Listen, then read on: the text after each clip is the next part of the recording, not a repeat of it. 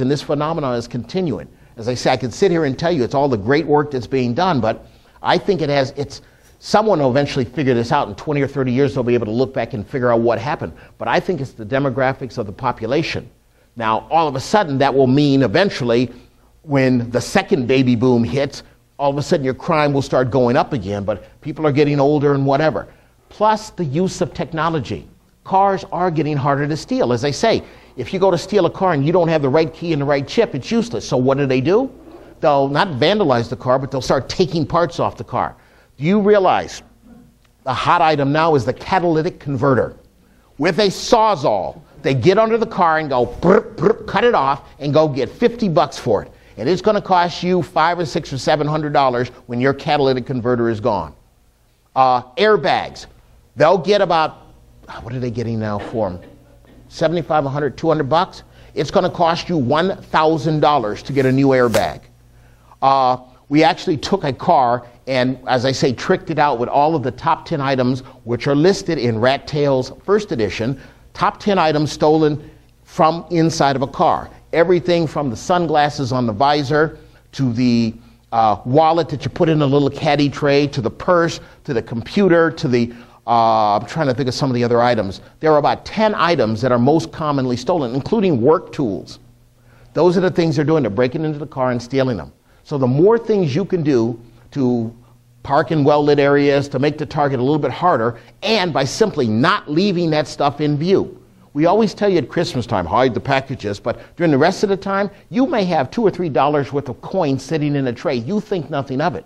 But to some drug-crazed, marijuana-blooming Rancho Bernardo person, I got to get out of this community. This isn't safe anymore. No, just kidding. For someone like that, that $3 or $4 may buy them a meal or buy them something, so they break into your car. You lose, you've got a $500 deductible, so it ain't going to cover the cost of the window. You got a broken window, and if they did get in there and steal something else, you're screwed. How many of you leave your registration in your glove box because the law says you have to, right? The law does not say you have to. The law says you're required to present your vehicle registration on demand by a law officer. You have your registration in the car. You go outside right now because a car is stolen once every 33 seconds. By that definition, 3 of you people have lost your car at this meeting today. You go outside, your car's gone. What was your license number? Just tell us right now. Yes, ma'am. On the car? Yeah, unless it's personalized, what is it? Oh, it's personalized. Then you know it. Oh, it's sexy treasurer, president, you got one of those. Okay, you see, you're into dogs. Or you sell drugs to dogs? There you go. Oh my God, are you the... Okay, never mind. But anyways, most people don't know their own vehicle license number. Well, it's on the car and they stole it. And all of a sudden your car is stolen and the bad guy looks at your registration and knows where you live and knows where you're not and knows how to get your home. Or you left the garage door open and he steals your garage door opener and ends up at your house. Do not leave your registration in the car. Take your registration, fold it up and put it next to your license. The worst case can happen is if you loan your car to a relative, a kid, and they got stopped, they would get basically a fix-it ticket for not presenting the license. Pay the $20 or whatever. But do not leave that thing in a car telling everybody where you live and who you are. Okay? Sorry, didn't mean to yell at you with RX for drugs. Drugs for dogs or... Oh my goodness. Okay. Yes, anything else? I could go on all night, and as I say, I love talking and I love the subject, but obviously you want to go home because half the audience left already. I do see some people have signed up. Again, sdrat.com if you want to go there or if you want to sign up here. Love to have you take a look at the issues and everything else. I'm working on the third edition of it, and as I say, it's a bi-monthly publication. Whatever you could do to pass it on, please just email, or if they want to sign up directly. Yes, sir.